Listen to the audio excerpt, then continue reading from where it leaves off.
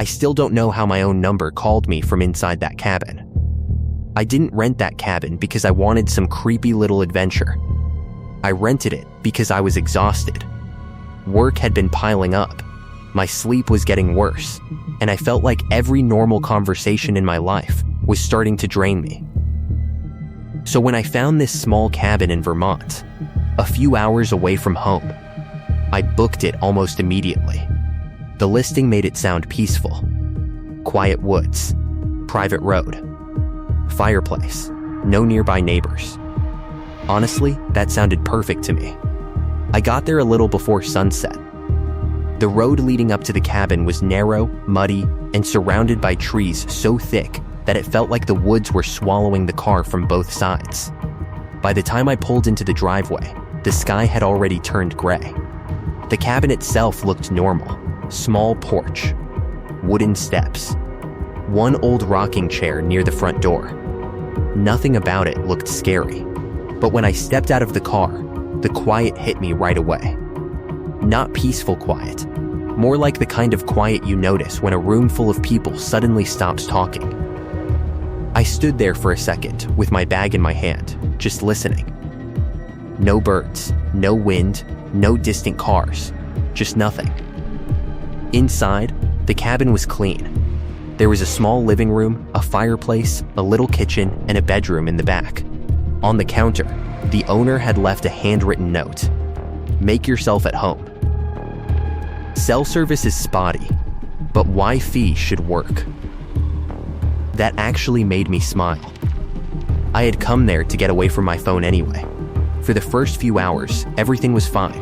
I unpacked, made coffee, started a fire, and put on an old movie just to have some noise in the background. Around 10, it started raining, just a soft, steady rain tapping against the windows. It should have made the place feel cozy. But for some reason, I couldn't relax. Every few minutes, I felt like I needed to look behind me. I kept telling myself it was just because I wasn't used to being that isolated. Around 11:30, I was sitting on the couch with my phone in my hand. I wasn't doing anything important, just scrolling through old pictures, half asleep. Then, my phone rang. The sound was so sudden in that quiet room that I nearly dropped it. I looked at the screen. The call was coming from my own number. Same area code, same digits, my full number. At first, I thought I was reading it wrong. I blinked, wiped the screen with my thumb, and looked again. It was still my number. I knew scammers could spoof numbers, so I didn't answer. I just watched it ring until it stopped. A few seconds later, a voicemail notification appeared. I don't know why I played it. I think I just needed it to be something normal. But it wasn't. At first, there was only breathing. Slow breathing, close to the microphone. Then a woman whispered, "Don't answer the next one." I froze. Not because of the words, because of the voice. It sounded like me. Not exactly, but close enough that my stomach turned cold. I played it again, then again. The third time, I stopped halfway through because I couldn't stand hearing it anymore. I checked the doors. Front door locked, back door locked, windows locked. I checked the bedroom, the bathroom, even under the bed. Nothing. Nobody. I told myself someone got my number from the rental app. Maybe it was a prank. Maybe some creep was messing with me. Then my phone rang again. My number. Again. This time, I didn't move. I just stared at the screen while it buzzed in my hand. And then I heard it. A phone ringing outside. Behind the cabin. Same ringtone. Same rhythm, coming from somewhere in the trees. My phone was ringing in my hand, but that same sound was also outside in the dark. The ringing on my phone stopped. The ringing outside stopped at the exact same time. A few seconds later, another voicemail appeared. I didn't want to play it, but the silence after that felt worse. So I hit play. Breathing again. Then that same voice. My voice. Look at the kitchen window. I sat there for a few seconds, staring straight ahead. I knew if I looked, whatever was happening would feel real. but my eyes moved anyway. The kitchen window was dark except for the reflection of the fire behind me. At first, I saw my own reflection. Then I saw something behind it. Outside, a face. Not pressed against the glass, not close enough to make a sound. Just standing there in the rain, watching. I screamed and fell backward over the coffee table. When I looked again, the window was empty. I grabbed my keys and ran for the front door. The second I opened it, my phone rang again. Same number, mine. This time, I answered. I don't even know why. Fear makes you do stupid things. I pressed the phone to my ear and didn't say a word. For a few seconds, all I heard was rain. Then, the voice whispered, "You already let me in." The call ended. I ran to my car and drove until I finally got enough service to call someone. The police checked the cabin the next morning. No forced entry. No footprints around the windows. No sign anyone had been hiding nearby. But my phone records showed all 3 calls. The first 2 had no clear location. The last one did. It came from inside the cabin. The freezer was full of fresh food, but the owner swore nobody had been there for 3 weeks. I booked that cabin because it was cheap. That's really all it was. I had been driving through northern Maine for work, and after 10 hours on the road, I just needed somewhere to sleep. The listing had only a few photos: a wooden cabin, a small kitchen, a bed, a fireplace. The reviews were normal enough, so I booked it for 1 night. The drive there took longer than I expected. The GPS kept taking me onto smaller and smaller roads until I ended up on a gravel path surrounded by trees. No houses, no lights, no signs of anyone nearby. When I finally pulled up, I remember feeling relieved. The cabin looked exactly like the photos. Old, but not creepy. There was even a welcome mat by the door. Inside, it smelled like lemon cleaner and wood smoke. That made me feel better. The bed was made. The towels were folded. The floor looked swept. Everything seemed fine. But after a few minutes, I started noticing small things. One kitchen chair was pulled out from the table. The couch blanket was folded, but not neatly. The bathroom mirror had been wiped clean, except for one wet streak running down the side. It looked like someone had cleaned in a hurry. I ignored it. I was tired. I brought in my bag, locked the door, and checked the kitchen. The fridge was empty. The cabinets had a few mugs, some salt, and a box of stale crackers.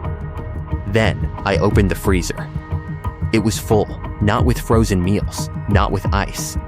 Fresh food, wrapped sandwiches, plastic containers of soup, vegetables that still looked clean and bright, a carton of ice cream that was soft enough for my finger to leave a dent in the lid. Someone had put that food there recently. Very recently. I messaged the owner through the app. "Hey, there's a bunch of fresh food in the freezer. Is that supposed to be here?" No reply. I should have left. I know that now. But at the time, I gave it a normal explanation. Maybe the last guest forgot it. Maybe the owner used the cabin sometimes. Maybe the cleaner brought groceries by mistake. So I closed the freezer and tried not to think about it. Around midnight, I woke up. At first, I didn't know why. The room was dark, and I just lay there for a few seconds trying to understand what had pulled me out of sleep. Then I heard a click. From the kitchen. A soft click. Like a cabinet closing. I sat up slowly. The bedroom door was open just enough for me to see part of the kitchen. The freezer light was on. The door was open. I knew I had closed it. I stared at that thin rectangle of light in the dark kitchen. Then the freezer door slowly closed. Not slammed. Not pushed hard. Just gently. Like someone was trying not to wake me. I got out of bed and grabbed my phone. My hands were shaking so badly the flashlight beam bounced all over the hallway. I turned on every light in the cabin. There was nobody there. No open window. No unlocked door. Nothing. Then I saw the sandwich on the counter. One of the wrapped sandwiches from the freezer. It was open, cut in half, and one bite had been taken out of it. I hadn't touched it. That was the moment my brain stopped trying to explain things. I grabbed my keys and went to the front door. Before I opened it, I noticed the welcome mat had moved, just slightly. Under it was a key. A second cabin key. I hadn't seen it when I arrived. Beside the mat, on the porch, were wet boot prints. Fresh ones, facing the door. I ran to my car, got in, and turned the key. Nothing. The engine clicked once and died. I tried again. Nothing. Then my phone buzzed. The owner finally replied, "Sorry, there shouldn't be any food there." Then another message came through. "Nobody has stayed in that cabin for 3 weeks." My chest tightened. Before I could type back, one more message appeared. "Are you inside right now?" I looked up. Through the windshield, I could see the cabin. The kitchen light went off. Then the bedroom light.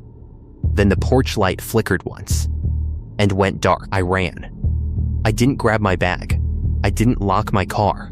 I just ran down the gravel road with my phone flashlight, slipping in the mud and looking back every few seconds. After maybe 10 minutes, headlights appeared. An older couple stopped when they saw me waving like a crazy person. They took me to the nearest gas station. The police went back with me the next morning. My car started perfectly. The cabin was locked. The freezer was empty. No food. No sandwich. No boot prints. Nothing. But on the kitchen counter, there was a grocery receipt. Dated the same day I arrived. At the bottom, someone had written in blue pen, he wasn't supposed to open it. The footprints started inside our cabin, but nothing ever walked in. My boyfriend Daniel and I wanted a quiet weekend away. That was all. No parties, no phones, no people, just snow, a fireplace, and 2 days where nobody could bother us. We found a cabin in the mountains that looked perfect. Small, private, surrounded by woods. The owner said the nearest house was almost 2 miles away. At the time, that sounded romantic. Now it sounds like a warning. We arrived just before sunset. Snow covered everything. The driveway, the trees, the roof, the porch steps. It looked untouched. Daniel even laughed and said, "Looks like we're the only people alive out here." I laughed too. I wish I hadn't. Because later, that sentence kept replaying in my head. Inside, the cabin was warm but old. The floorboards creaked no matter where you stepped. The hallway was narrow. The windows were big and black once the sun went down. At night, they didn't feel like windows. They felt like mirrors. We made dinner, played cards, and tried to enjoy the whole cozy cabin thing. But Daniel kept looking toward the front window. At first, I thought he was joking. Then I realized he wasn't smiling. I asked what was wrong. He said, "I thought I saw someone standing by the trees." I looked. Nothing. Just snow and darkness. I told him it was probably branches. He nodded, but he didn't look convinced. Around midnight, I woke up and saw Daniel standing beside the window. He was facing outside, completely still. I said his name. He didn't answer. I said it again, louder. He turned around slowly, like he forgot where he was. I asked what he was doing. He said, "I heard someone walking on the porch." We checked the door. Locked. We checked the windows. Locked. No one outside, at least no one we could see. We went back to bed, but neither of us really slept after that. At 3:17 in the morning, I woke up freezing. I remember the exact time because I checked my phone. The room was so cold, I could see my breath. Daniel was awake too. He was staring toward the hallway. The front door was open. Not wide open, just cracked. Enough for a thin line of snow and cold air to come inside. For a few seconds, neither of us moved. Then, Daniel jumped up and slammed it shut. He kept saying he locked it, and I believed him, because I watched him lock it earlier. We pushed a chair under the handle and sat on the bed until morning. Every sound felt wrong. The fireplace popping, the wind outside, the snow sliding from the roof. At some point, it stopped feeling like we were waiting for sunrise. It felt like we were waiting for something to come back. When morning finally came, Daniel opened the front door. Then he stopped. I asked what was wrong. He didn't answer. I stepped beside him and saw the snow. There were footprints, bare footprints, small ones, starting at our front door, going down the porch steps, across the yard, into the trees, only one direction, from inside the cabin to the woods. Nothing coming toward the cabin, no trail from the road, no prints from the trees, just footprints leaving. Daniel kept whispering, "That's not possible." The worst part was where they ended. About 30 feet from the cabin, right at the tree line, the footprints just stopped. Not faded, not covered, stopped. Like whoever made them had simply lifted off the ground. We packed everything in 5 minutes. While Daniel loaded the car, I stood near the door staring at those prints. I couldn't stop thinking about one thing. The footprints were too small for either of us. They looked like a child's. When we finally got service, I called the cabin owner. I tried to sound calm, but I don't think I did. I told him the door opened during the night. Then I told him about the footprints. He went silent. Then he asked, "Were they small?" I didn't answer right away, because it felt like he already knew. He told me that years ago, a family lived in that cabin. A mother, a father, and their little girl. One winter night, the girl vanished. The parents said they woke up and found the front door open. Search teams found her footprints in the snow. Barefoot, leading from the cabin into the woods, only leaving, never arriving. And at the tree line, they stopped.